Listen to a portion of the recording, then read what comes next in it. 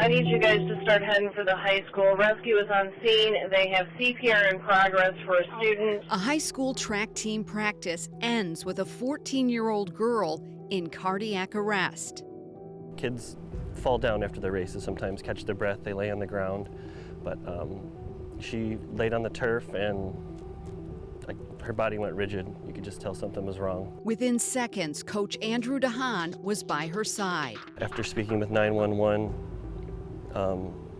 I felt like her pulse was going away. Another coach ran to the nearby concession stand to get an automated external defibrillator, or AED. I started CPR as he ran away.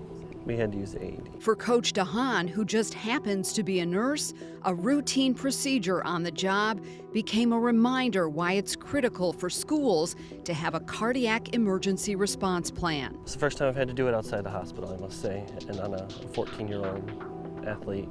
It was definitely a shock to get all that started, but in the moment, you do what you have to do. It's probably yours and you forgot about it. Now, 6 months later, Alyssa Atkinson has a defibrillator implanted in her chest, and she's recently been given the clear to resume athletic activities. It could have been so different if my coaches didn't know what they were doing. Still to this day, I have no idea why this happened to her.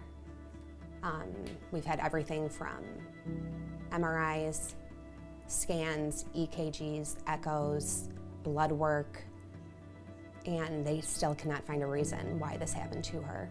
Less than a year before that moment, Governor Gretchen Whitmer joined the NFL's Damar Hamlin to sign a new law requiring every public school to have a cardiac emergency plan by this fall.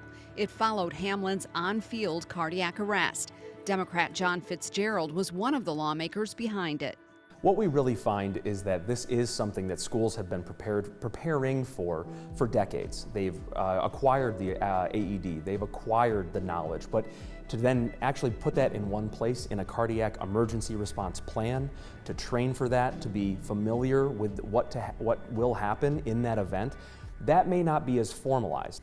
I asked public school districts in 4 mid-Michigan counties for their cardiac emergency response plans. Only one, DeWitt, fully complies with Michigan's 2024 law. Others, like Okemos, have very strong plans, but may be missing a requirement or two.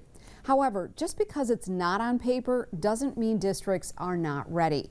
Michigan Center Schools Superintendent Brady Cook says he's glad the state is forcing every district to have a plan. Based on some personal incidents and things I've witnessed, it's always been near and dear to me, but now we do appreciate that there is a law in place that will, for lack of a better term, force us to have these conversations. For Cook, those conversations are personal. He survived cardiac arrest in 2019 and again in January of 2025. The second time was caught on a school gym surveillance camera. Cook, in the yellow shirt, leans over to catch his breath, then collapses. Within seconds, the men around him put a cardiac emergency response plan into action. Within seconds, they called an ambulance, they grabbed an AED, and they administered CPR. And then when I came to, I ended up getting 7 shocks, and it got me back in rhythm and little hospital stay, and I'm good to go. The shocks came from a defibrillator implanted in his side.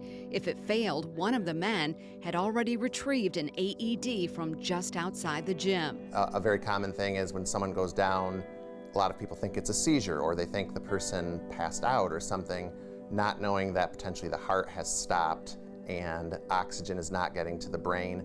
So the education that's a little more present now is that you need to respond as if it is a cardiac event, and you need to act quickly, because literally every second you don't, the potential for a bad outcome gets worse. That urgency is what Michigan's My Heart Safe School program has pushed since 2013, honoring nearly 1,000 schools for cardiac safety.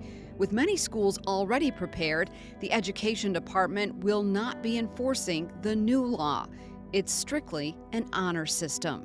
What we really find and expect is that schools will be able to take this information, adhere to it, because in the event of an accident, this is something that would probably be scrutinized. That's why having a plan in place matters. And in Allen Park, they've taken that lesson to heart. After my accident, they had the whole school just learn about it. Our faculty, the staff. Yeah.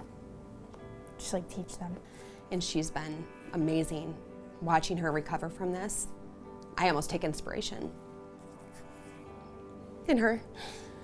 I'm just so thankful. I'm very, very thankful. I've been coaching on and off for 18 years, and this is the first event like this we've ever had, and I'm thankful it was there.